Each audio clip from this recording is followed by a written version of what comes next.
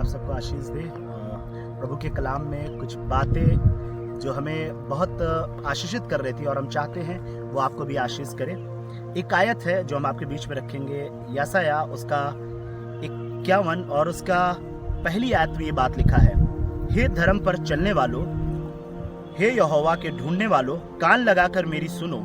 जिस चट्टान में से तुम खोदे गए और जिस खानी में से तुम निकाले गए हो उस पर ध्यान करो। खुदा के लोगों, इस वचन के द्वारा हम आशीष मांगते हैं और हम चाहते हैं कि परमेश्वर हम सभी पर ये बरकत बनाए रखे। परमेश्वर और यहाँ यशायाह कुछ बातों को ये बताना चाह रहा है कि हे धर्म पर चलने वालों, हे यहोवा के ढूंढने वालों। आज खुदा के लोगों, आज बहुत सारे लोगों को हम देखते हैं प्रभु यीशु मसीह में ग्रहण करके परमेश्वर के कलाम में जब शुरुआत में उन्होंने शुरुआत किया तो एक जुनून के साथ, एक प्रार्थना के साथ, एक प्रभु के कलाम को जुनून के साथ लेकर चल रहे थे। लेकिन यहाँ पर लिखा है धर्म पर चलने वालों, हे यहोवा के ढूंढने वालों।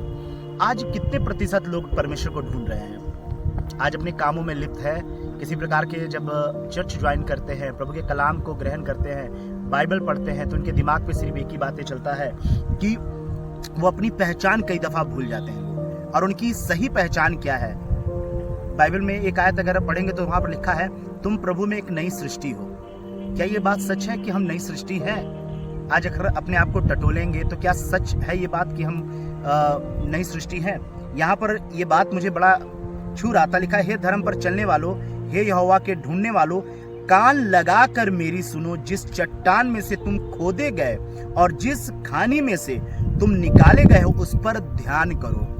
आज यही बात तो भूल चुक हो जाएगा खुदा के लोगों। जिस प्रकार हम बहुत सारे लोगों को देखते हैं कि वो जब आराधना में शामिल होते हैं तो बड़ी पवित्रताई के साथ घर से निकलते हैं, बड़ी पवित्रताई के साथ दुआ करते हैं, बंदगी करते हैं, प्रार्थना करते हैं, लेकिन हमारे स्वभाव में, हमारे नेचर में, हमारे बात करने के लहजे में कई बार ऐसा होता है कि हम गुनाह करते हैं, हम पाप कर जाते हैं। ये ऐसे शब्द का इस्तेमाल करते हैं जो हमें और आपको नहीं करना चाहिए। बाइबल में लिखा हुआ है, प्रभु गाली के बदले गाली नहीं दिया करता था। प्रभु कभी किसी के खिलाफ ऐसी बातें नहीं बोलता था जिसे लोगों को चोट पहुंचे। लेकिन खुदा के लोगों, आज हम मसीही लोग हर एक वो गलत काम करते हैं जिन्हें नहीं करना चाहिए। सभा में जब बैठना, सिर्फ पवित्र आत्मा का छूना, आपका दुआ करना इस बात को नहीं दर्शाता कि आप धार्मिक बन गए हैं। बाइबल लिखा हुआ है धर्म पर चलने वालों। चलने वालों का मतलब है कि प्रभु के कलाम को सुनो, मानो और उस पर चलो, उसकी अधीनता में होकर। फिर लिखा है यहोवा के ढूंढने वालों। क्या ढूंढ रहे हैं? परमेश्वर का उद्देश्य क्या है हमारे लाइफ में? आज भी हम बहुत सारे मसीहों को देखते हैं, बहुत सारे ऐसे लोगों को देखते हैं कि प्रभु में होने के बावजूद भी निराशा उनके चेहरे पे रहता है। उनके चेहरों को हम कई बार देखते हैं कि कई बार वो निराश रहेंगे, हताश रहेंगे, तकलीफ में रहेंगे, अंदर ही अंदर घुटते रहते हैं। प्रभु ने कहा वो खुशी क्या हो गया आपके अंदर से? वो सारी उमंगे, वो तरंगे कहाँ चली गई? यहाँ पर लिखा हुआ है, कान लगाकर मेरी सुनो। जिस चट्टान में से तुम खोदे गए। खोदने का मतलब क्या है खुदा के लोगों? परमेश्वर के आप चट्टान से खोद के निकाले गए हैं। बाइबल में लिखा हुआ है कि प्रकाशित वाक्य अगर पढ़ेंगे तो प्रकाशित वाक्य में ये बात लिखा है कि प्रभु यीशु मसीह को अपने अंदर पहन लो। और पहनने का मतलब क्या है खुदा के लोगों? आप जब अपने स्वभाव को, अपने नेचर को, अपने अहम को, अपने घमंड को, अपनी उमंग को, उन चीज़ों को, जब तक बाइबल इस बात की गवाही है कि जो पहला बनना चाहता है वो सबसे पीछे हो। जो पीछे हैं वो आगे किए जाएंगे और जो आगे हैं वो पीछे किए जाएंगे। खुदा के लोगों, हमें इस बात का ध्यान होना चाहिए कि हम एक मसीह हैं और मसीह एक ऐसे मसीह कि हम इस संसार में आए हैं सिर्फ प्रभु का उद्देश्य पूरा करने, न कि संसार की चीज़ों में लिप्त होने, न कि संसार के गानों को सुनने, न कि संसार की चीज़ों को उसकी बात बुरी लग गई, इनकी बात बुरी लग गई। ये वाला काम हमें नहीं करना चाहिए। खुदा के लोगों, हमारी ये पहचान होना चाहिए कि हम मसीह से, चट्टान से खोदे गए हैं। हम यहाँ पर आए हैं। आप इस जगह का दृश्य कैमरामैन से हम बोलेंगे ये दृश्य दिखा दें। यहाँ पर आसपास जब चट्टान था तो मुझे ये पहाड़ और ये चट्टान देख के मुझे बड़ा अच्छा लग रहा था कि इतनी बड़ी बड़ी चट्टान है।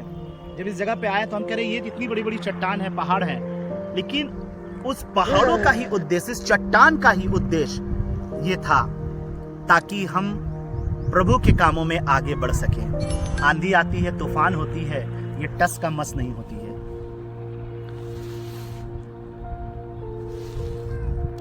तो पहाड़ का एक स्वभाव होता है कि जब उस पे आंधी और पानी आता है तो वो और कलरफुल और अच्छा कलर का निखर आते हैं। खुदा के लोगों, हम और आप क्या हैं? हमारे पर विपत्ति आती है, हम कुड़कुड़ कुड़कुड़ करना शुरू कर देते हैं। हमारे पर कष्ट आती है, हम कुड़कुड़ कुड़कुड़ करना शुरू करते हैं। हमारा स्वभाव बदल जाता है। बाइबल यशायाह इस बात को कह रहा है कि तुम चट्टान से खोदे गए हो। हमारी पहचान क्या है खुदा के लोगों? कुड़कुड़ाना, बड़बड़ाना, थोड़ी सी विपत्ति आ जाना, प्रभु पे विश्वास न करना, थोड़े से कष्ट आ जाते हैं, हम अपनी जिंदगी को नकारा समझ लेते हैं। खुदा के लोगों, बाइबल इस बात का है, पहचानो। लिखा हुआ यहाँ पर कि जिस खानी में से तुम निकाले गए हो उस पर ध्यान करो।